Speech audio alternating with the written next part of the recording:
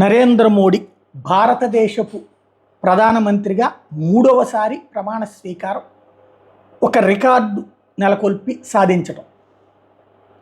జవహర్లాల్ నెహ్రూ హయాంలో మొట్టమొదటిసారి, అది ఎన్నికలు అనాలో లేదో కూడా తెలియనటువంటిది, తను మొట్టమొదటిసారి ప్రధానమంత్రి అయింది. ఆ తర్వాత 2 సార్లు ఎన్నికైనటువంటి ప్రజల చేత.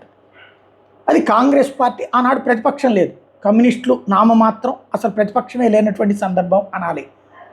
అలా కాకుండా ప్రతిపక్షం అధికార పక్షం 2 స్ట్రాంగ్గా ఉన్నటువంటి సందర్భంలో వరుసగా 3 సార్లు ప్రధానమంత్రి అయినటువంటి వాళ్ళు ఎవరు లేరు.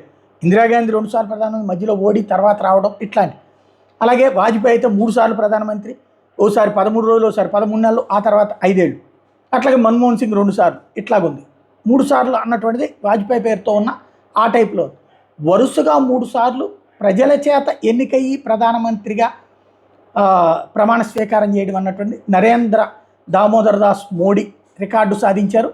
అలాగే దేశపు మార్పులో అత్యంత కీలకమైనటువంటి సందర్భంలో, అంటే ఒక దేశం అంటే ఏదో మన ఆర్థిక బిల్లు ఎట్లా ఉంటుందంటే, ఎప్పుడు కూడా బడ్జెట్ అంటే ఈ జేబులోంచి తీసి ఈ జేబులో పెట్టాం, కొన్నిటి ధరలు పెంచాం, కొన్నిటి ధరలు తగ్గించాం, 2 కలిపి చూస్తే అయిపోతాయి అన్నటువంటి దశ నుండి సిస్టమేటిక్ డెవలప్మెంట్, పేదరికాన్ని 24 కోట్ల మంది అని పేదరికాన్ని నుంచి బయటికి తీసుకెళ్ళినటువంటి స్టేజ్ నుంచి టోటల్గా దేశవ్యాప్తంగా కీలకమైన సంస్కరణలు తీసుకొచ్చినటువంటి మహావ్యక్తిగా అభిమానాన్ని అందుకున్నటువంటి వ్యక్తి. సరే, ద్వేషుల్ని కూడా అలాగే సంపాదించుకున్నారు. ఎందుకంటే ఈ దేశంలో, ఈ దేశానికి మంచి చేసే వాళ్ళందరి పట్ల ద్వేషించే వాళ్ళ సంఖ్య ఎక్కువగానే ఉంటుంది. కాబట్టి అట్లాంటి మోడీ మరొకసారి 3వసారి ప్రమాణ స్వీకారం చేయడం అన్నటువంటిది అరుదైనటువంటి రికార్డు.